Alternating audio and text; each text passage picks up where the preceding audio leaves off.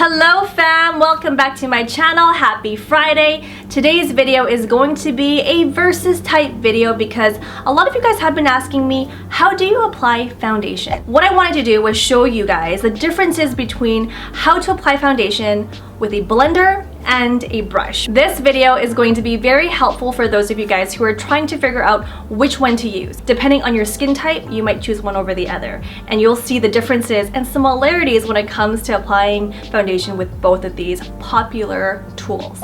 So if you guys want to see more videos like this one, make sure you're subscribed to my channel, give this video a thumbs up, and let me know in the comments below if you like this video. Alright, are you guys ready? Let's get started. Let the challenge begin. On the left, I've got my IT Cosmetics complexion brush, and on the right, I've got my beauty blender. To start, I'll be using one of my favorite drugstore foundations, the Maybelline Superstay Foundation in Warm Nude. Using the complexion brush, I'm going to start blending the foundation in using patting motions. I find that this technique works best when first applying.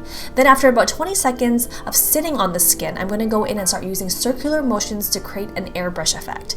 This two-step technique has always been my go-to when applying foundation with a brush.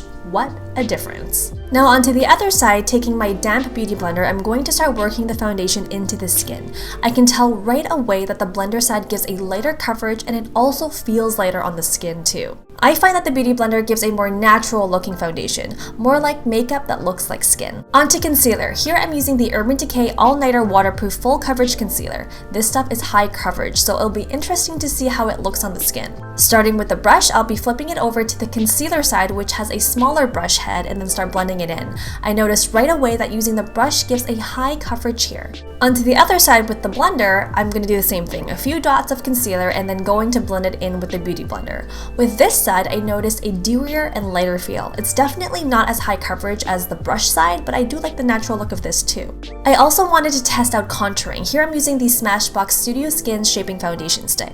Starting with the left side, I'm going to contour the cheekbones, nose, and forehead. Then grabbing my brush, I'm going to start blending it out.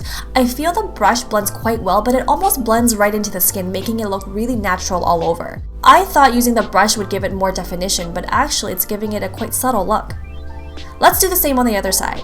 Now this is surprising. I thought that this would come out much lighter as it did with the foundation and concealer, but the blender does a great job of keeping the contour line and actually defines the contour more noticeably than the brush side. This actually came to me as a surprise. I didn't know that the blender would actually give the contour a more defined look, which is really cool too.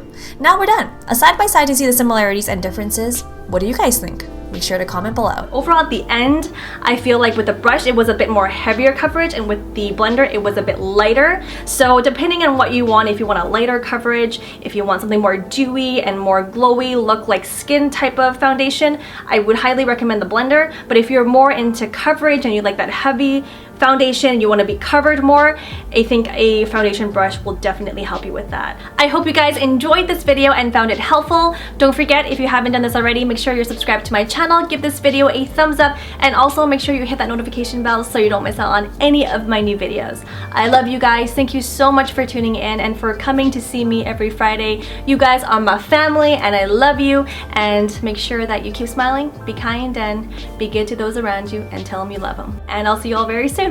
Bye!